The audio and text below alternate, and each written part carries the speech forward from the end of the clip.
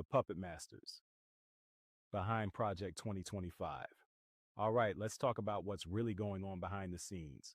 You see the politicians, the headlines, even names like Elon Musk getting thrown around, but who's actually pulling the strings? Reverend Dr. Otis III is about to break down the hidden forces behind Project 2025. And trust me, this goes way deeper than just politics. Let's get into it. Until the next time, peace. Much of what you witness on the news, you will see names that are very familiar to individuals. You will see the names of elected officials.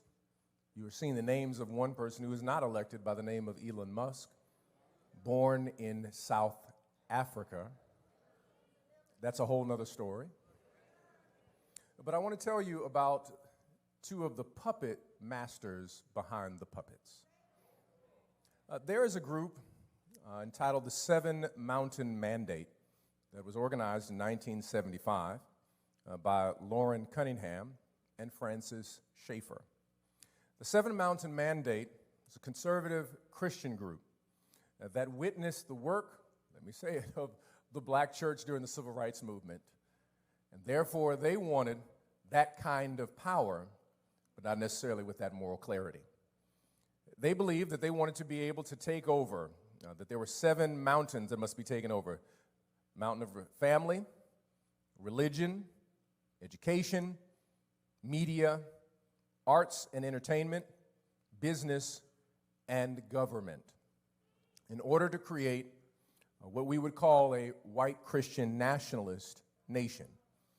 They would not use that language, but all of their theology points to that direction. The Speaker of the House, Mike Johnson, is a part of this Seven Mountain Mandate movement, along with a person by the name of Paula White, is a part of this Seven Mountain Mandate movement.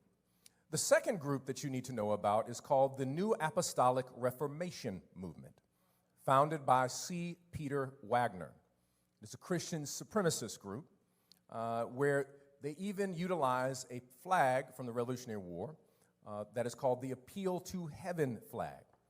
They operate out of biblical literalism, and they want to literally subvert democracy so that there will be a theocracy over democracy.